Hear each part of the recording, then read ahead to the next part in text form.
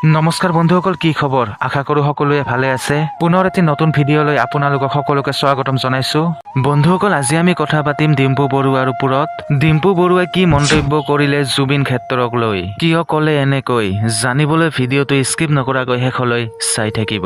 বন্ধুসকল, ডিম্পু বৰুৱাই জুবিন ক্ষেত্ৰক লৈ বহুত দুখ প্ৰকাশ কৰিছে আৰু বৰ্তমান চৰকাৰক ৰিকুৱেষ্ট কৰিছে যে সেই জুবিন ক্ষেত্ৰটো যাতে বৰ্তমান অৱস্থাত কিছু ডেভেলপ কৰি দিয়ে। তো ডিম্পু বৰুৱাই কি কৈছিলে এটি সৰু ভিডিঅ' ক্লিপ আপোনালোকৰ সন্মুখত আগবঢ়াইছো।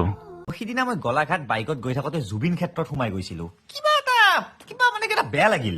আজি জুবিন দা নোহোৱা হৈ যোৱা 4-5 মাহ হ'ল, কিন্তু সেই ঠাইখিনি এতিয়াও কিবা আনঅৰ্গানাইজ ধৰণে য'ত জুবিন দাৰ অন্তিম ক্ৰিয়া সম্পন্ন কৰা হৈছিল তাতে টিংপাতেৰে সেই দি থৈছে।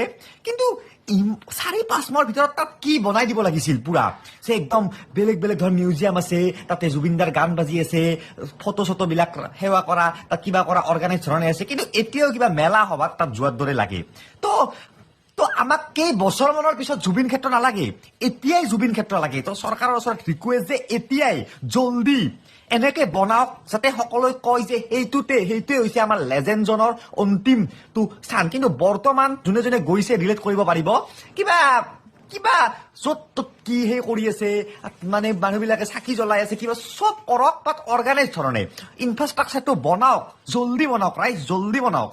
মানে বন্ধুসকল, আজিৰ ভিডিঅ'টো ইমানেই। ভিডিঅ'টো যদি ভাল লাগিছে এটা লাইক কৰি দিব আৰু লগতে যদি চেনেলটো এতিয়ালৈকে ছাবস্ক্ৰাইব কৰা নাই ছাবস্ক্ৰাইব কৰি ৰাখক আৰু যদি কিবা ক'ব লগা থাকে তলত কমেণ্ট বক্সত জনাব। ধন্যবাদ। পৃথিৱীৰ আটাইতকৈ ধুনীয়া ইমোশ্যনটোৱে মিউজিক। বুজি পোৱাৰ আগতে